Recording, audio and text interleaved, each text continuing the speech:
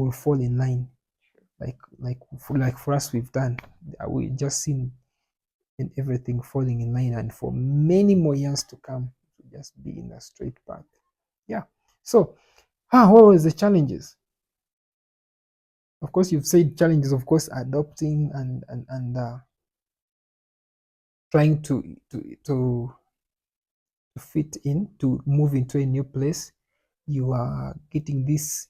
You have moving with this person who is so strict to want their things the same way, the way, and yet for you, you're coming from this place whereby I put everything wherever I put them, and I will find them when I need them. It doesn't matter how long it will take me to find them. I would I surely always find my yes, things. yeah, really, it's not an issue. And now, of course, it can be to you because it's not an issue to you. Because like I put my watch wherever I put, in the morning it will just take me 5 minutes because I'll find it. But then this other person's like, you know what? Last time he just disturbed me, so I'm just better off. And yeah, so you find that there's these small little differences that you just need to work around it. And I think one of the things that we have done in our marriage is, yes, you have your opinion, I have my opinion. What is the common goal?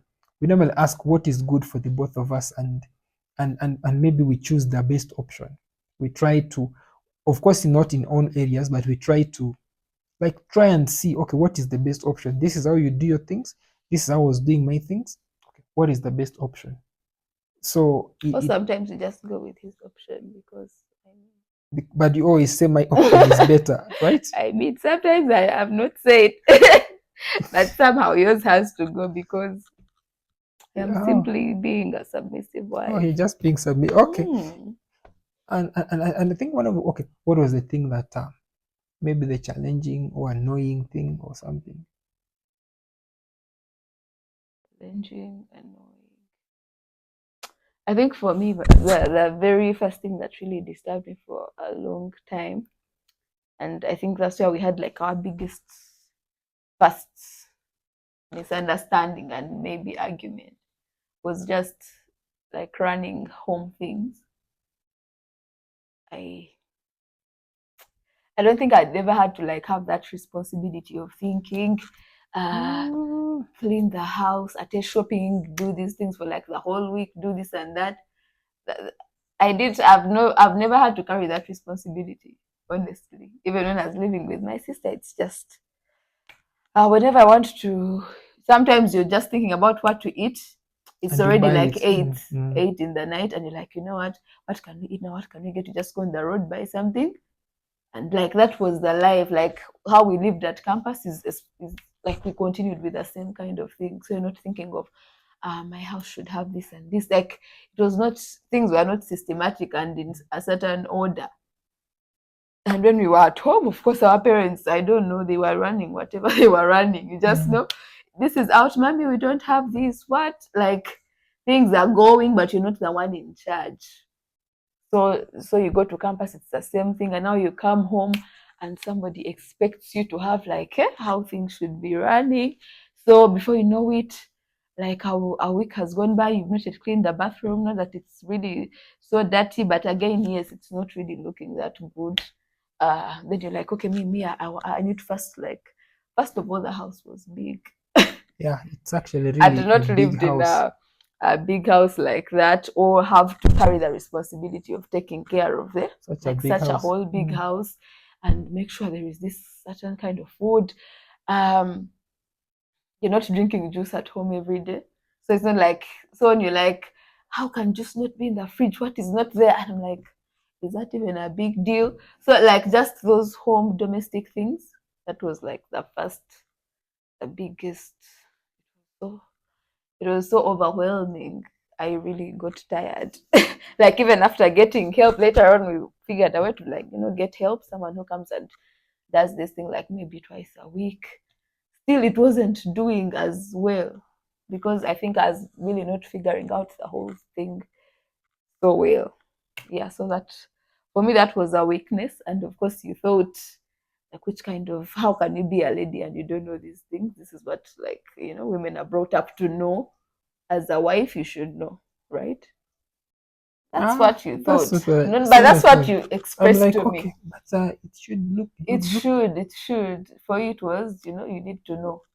You like you yeah, were surprised that I can't do that or I don't know.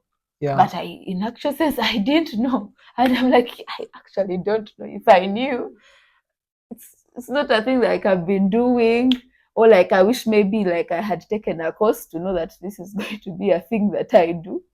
Especially now growing up and seeing, yes, maybe I think my mom was in charge in a way. She really was in charge. But like you grow up, you're seeing the maid doing things. Of course, even when she left, maybe you just you're a child. I think I didn't take a lot of keen interest of in future. I need to be like my mom. How does she do things? And then by the time we were getting married, we were so far from each other. Like that whole time we are dating campus, what? I'm this side, I'm in Kampala, mommy is that side. So we are not, I'm not like I'm not in a space where like I'm observing how she does things. Mommy tell me, so how do you do this? It didn't occur to me. Just it didn't occur to me. Oh, things moved so quickly, so Yeah, like fast. things were just moving so fast. Yeah, things were just moving so fast, if I should say. Or just I'm also not those people who are trying to find out. Like I felt like there can always be systems. Oh, like we shall do it. You know how like when we get We there, shall do it and actually, when we shall cross the bridge when we reach it, and then you actually reach the bridge, and now you're trying to I look for think ways isn't of that like crossing. one of the biggest lies that many people believe, that we shall cross the bridge when we get there, instead of now acquainting yourself with the necessary principles. And because I remember one time Apostle answered that question. I think we were in another with another couple at church, and someone asked about respecting for their husband or boyfriend at the time, or fiance. Yeah, they used fiance, and respecting for their fiancé and then being submissive. And I think the answer Apostle gave was that it is not something that comes out of the blue. You have to build the culture. And me, I You believe that start small yeah, you steps. start small steps. You don't need to just say, okay, you know what, we shall do it when we get there. For now, We I shall cannot agree. I do me, you do you do you. you, And then when we get married, we shall start we shall to start to a bit. synchronize things and make things work. I think to me it's a lie, because you need to build a culture. This is a culture you want to tame. You need to start building it from the beginning, learning. And even for the young couples out there, maybe people are dating, you really need to have like a couple that you work with, people, Yeah. married people that you move with. It's so hard if you are doing your thing and all your colleagues, all your friends, all your people around you are not married. So you think it is obvious you're going to do it, You're going to because figure it you're going out to when figure it we out. And actually, one of the things is I have realized that most of the things that break marriage is just the small little things. It's not that actually it's even a bigger, heavy, maybe a punch, violence or something. It's just the small little things that we choose to ignore, because remember, we are brought out differently. Now, me, I from my upbringing is that there are things that are really obvious. For example, in our home, how can you not know how to cook? Like, whether you're a boy or you're a girl, you had to know how to cook, and cook very well. Like, how is that possible? Now, whereas in some families you find like the maid is doing everything, so you don't need to do anything. Guys, go and sit, read your books, watch Oh, in TV. other families, like you cook, but it's just It's the all basic that you it's a can do. basic, And yeah. then you also know, like, there are people who really know how to cook that so well.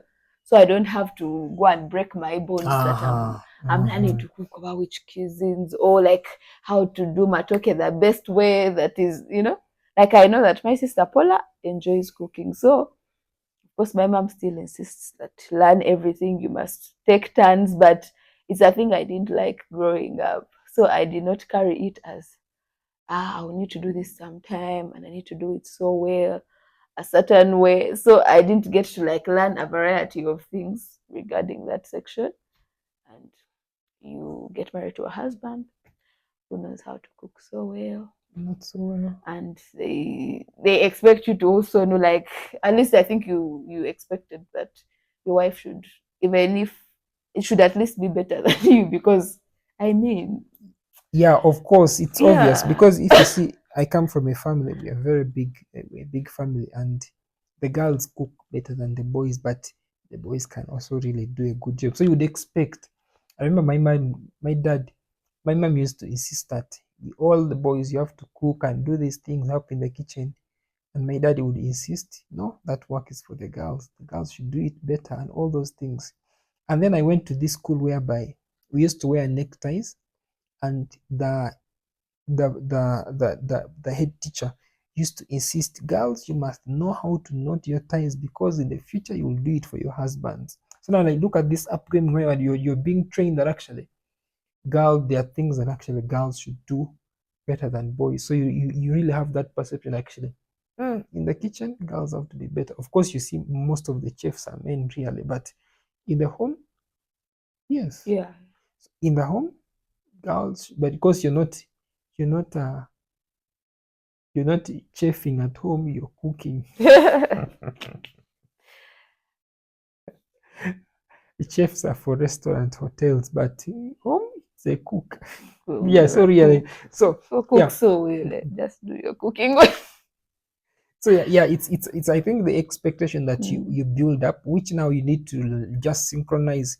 But I think one thing is that if you have a couple that you work with and they help you to see some of these things, because there are Mm. people who have overlooked. Now, like for us at least now we've overlooked those things and moved past it. So if you come to us with such an issue, we'll just laugh it off and guys, it happens because these are small little differences that you need to put among yourselves and find a way of Mm. synchronizing. But then one thing you need to know is that these are you're two people that completely don't know each Mm. other, and now you're trying, or should I say, you're forging a way Yeah. to be together. And Because even if you like had trauma counseling for 10 years, what mm, if you're not in mm, marriage, you're not in it, it's going to be yeah, different. So that's why you need to at least have people to look up to, people to ask questions, because either way, even when you've learned these things, you're still having to figure it out in your own context, uh, in your and own house, in your own personalities. So you may be you some people might say this is what works what, but you don't know their personalities, you don't know their schedules, you don't know. So you'll have something that needs to work. The principles may stay the same, but you need to figure out how to apply, and that is going to be it is better with other people who have gone ahead. When you hear different examples, you're like, I think we can try this from here, try this, or from what you've said, I think ours will work we'll like work like this. this, yeah. So And I think one thing I remember when you told me, okay, what are those things I need to see and how do I respond? Like like you wanted maybe was it a procedure, like if I see this, I should do this. If I see this, I should do this. And me, I realized marriage doesn't work like that because every issue that comes in may require a different set of responses, or because sometimes non-response is a form of response, right? So it will require different kind of responses. So it's the same thing now. So you may think that you want a list of do's and don'ts, and so that you observe, or what should I do when this happens like this, and blah blah blah. But actually, every situation will require a different response.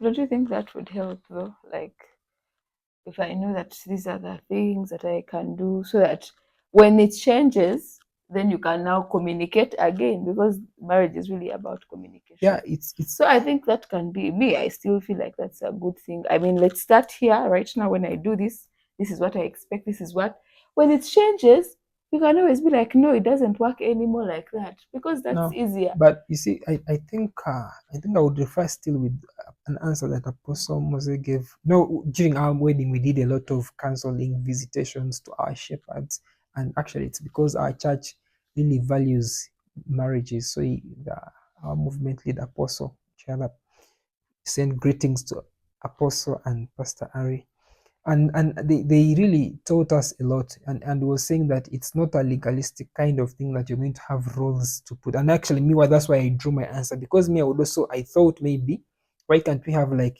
remember when we had those things of rules, what who does what. Okay.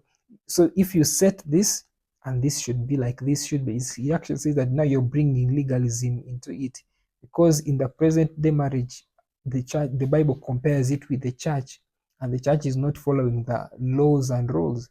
It's about grace. The church is all about grace of God. This is unworthy person that Christ dies for, and now he receives the grace, receives forgiveness. And it's the same thing that actually the Bible compares with the church. So really, it should be really about grace. The moment you put now, okay, this is what you should do, this is what you should do, this is what you. Or let me say, for example, let me just give this example. If at all this guy says, you know what, each time you come home, I want you to prepare maybe this kind of food in a certain way, and blah blah blah. So in the time when the woman is not able to apply it, there's going to be issue, because the guy is going to come back and like, we agreed every Wednesday when I come back home, I need to eat maybe matoke and what luombo and all that. Maybe this other day you are unable to. So, but because there is legalistic, we shall just say we agreed. And one of the things with laws is that it even put repercussions like, okay, in case you don't do this, is now the punishment. So now you find that you're living on the balance of, okay, Tuesday I'm even tired, I'm wearing out, but you know what? Wearing myself out is better than the punishment that I'm going to face after. So you find that it makes it to me. And you're doing it with a lot of resentment. You're doing it with a lot of resentment, and there's no love. But me, I really believe if you just know we apply grace. Okay, today I come home and you're like, oh, you know what? I wanted to do it, but you know what? I'm unable because I wasn't well. Okay, you know what? Let's compromise. Can we just take bread and water for today, or can we just make tea for tonight? Like, so it gives room for grace. Me, that's what I'm thinking.